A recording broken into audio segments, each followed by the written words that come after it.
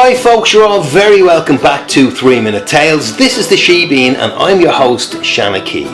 Now today's story is a spooky one. It's a real bone chiller. It's a tale about a young Welsh man who's forced to flee his pregnant wife to join up with the British forces on the Western Front during World War I. So please sit back, enjoy. If you like the video, please give it a thumbs up.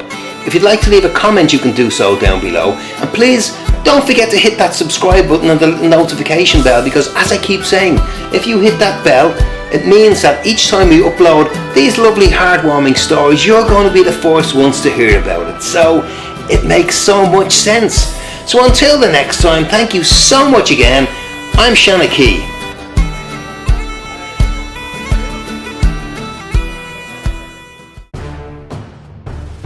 In the spring of 1916, 21-year-old coal miner Daffyd Morgan and his young wife Gwen were eagerly awaiting the birth of their first child. Married just 12 months previous, the young couple lived together in a small one-bedroomed house in the tiny coal mining town of Pontypool in Wales. In Europe, the First World War was gathering momentum, and a decision was made to conscript every man between the ages of 18 to 41 by the British government to help them with their war efforts. Before long, David received his drafting papers and prepared to leave his young pregnant wife behind. Gwen was devastated at the prospect of losing her husband in battle, but David reassured her that he would be fine and he would return to her in no time at all. On the 27th of May, and with the birth of their firstborn due within 8 weeks, David waved goodbye to a tearful Gwen and joined his colleagues of the Welsh Fusiliers to set sail for mainland Europe. David had promised his wife that he would write to her whenever possible, but the pressing issues of just surviving the trenches of the Somme were far more important. He tried to ignore the horror stories of war from the more battle-hardened soldiers, but the terrifying sound of exploding shells and machine gun fire was incessant. Apart from the constant barrage of mortar and gunfire from the German forces, life in the trenches was almost unbearable.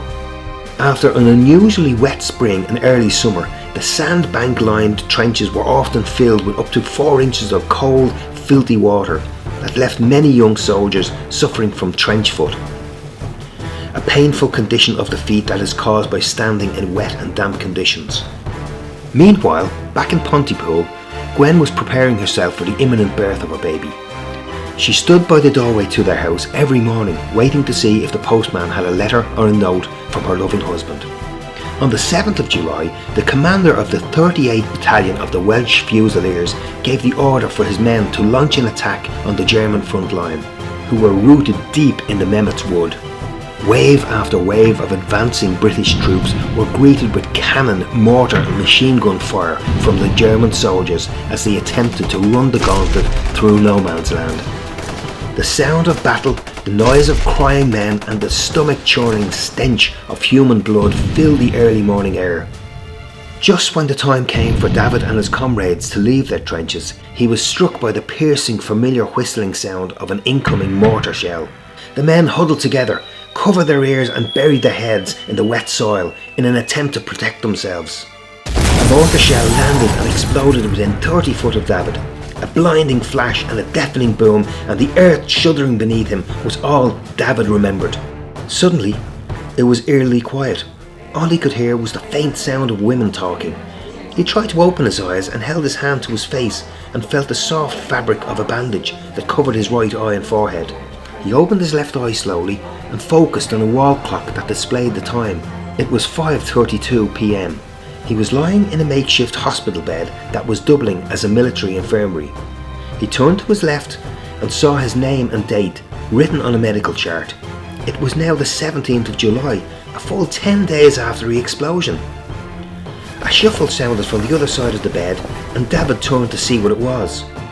Astonishingly, it was his wife Gwen, holding his baby son, who was wrapped in a white woolen blanket. He tried to sit up, but stopped as he winced in pain.